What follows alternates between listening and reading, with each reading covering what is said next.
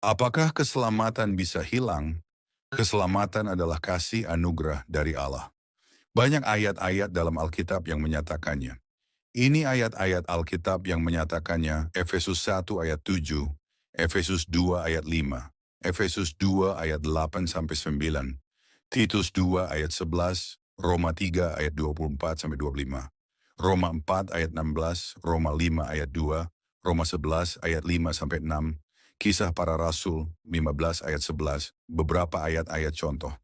Efesus 2 ayat 8 TB. Sebab karena kasih karunia kamu diselamatkan oleh iman, itu bukan hasil usahamu, tetapi pemberian Allah. Titus 2 ayat 11. TB, karena kasih karunia Allah yang menyelamatkan semua manusia sudah nyata. Bagaimana kita memperoleh anugerah keselamatan dari Allah? Alkitab menyatakan kita harus percaya kepada Yesus atau Sang Anak dan mengimani serta mengaku dengan mulut. Yohanes 3 ayat 16 TB. Karena begitu besar kasih Allah akan dunia ini, sehingga ia telah mengaruniakan anaknya yang tunggal, supaya setiap orang yang percaya kepadanya tidak binasa, melainkan beroleh hidup yang kekal. Roma 10 ayat 9 TB. Sebab jika kamu mengaku dengan mulutmu bahwa Yesus adalah Tuhan dan percaya dalam hatimu bahwa Allah telah membangkitkan dia dari antara orang mati, maka kamu akan diselamatkan. Efesus 2 ayat 8 TB. Sebab karena kasih karunia kamu diselamatkan oleh iman, itu bukan hasil usahamu, tetapi pemberian Allah. Dari penjelasan ayat-ayat Alkitab, bahwa keselamatan tidak bisa hilang. Mengapa? Karena keselamatan itu adalah anugerah dari Allah. Pemberian dari Allah bukan usaha manusia.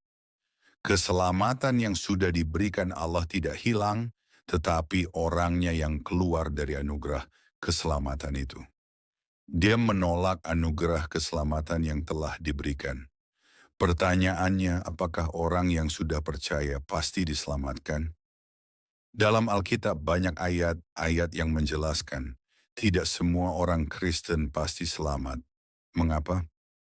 Banyak ayat Alkitab menjabarkannya. Filipi 2 ayat 12. TB. Hai saudara-saudaraku yang kekasih, kamu senantiasa taat. Karena itu tetaplah kerjakan keselamatanmu dengan takut dan gentar.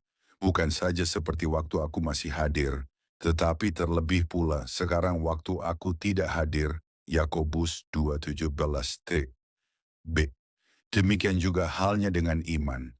Jika iman itu tidak disertai perbuatan, maka iman itu pada hakikatnya adalah mati.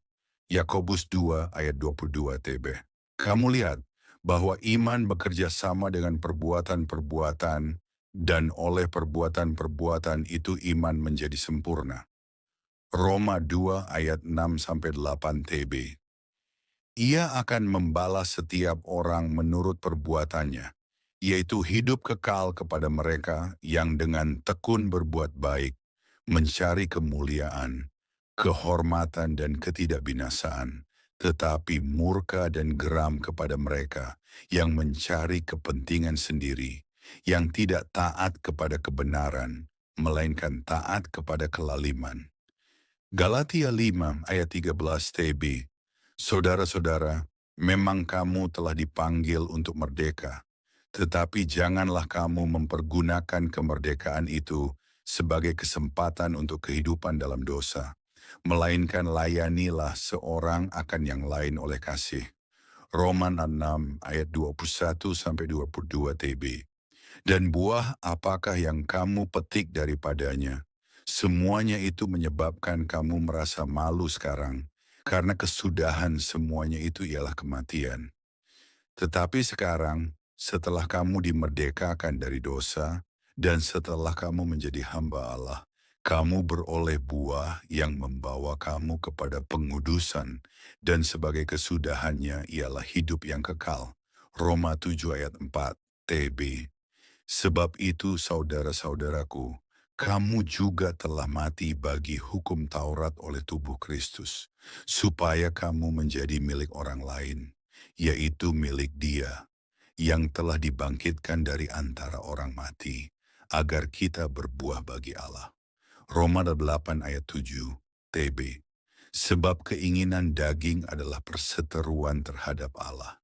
Karena ia tidak takluk kepada hukum Allah, hal ini memang tidak mungkin baginya. Alkitab sangat lugas menjelaskannya, mudah dimengerti. Jadi keselamatan harus dikerjakan. Sebagai ilustrasi, keselamatan yang sudah diberikan Allah adalah suatu tiket. Tiket tersebut harus kita jaga dan dirawat. Bagaimana menjaga dan merawatnya?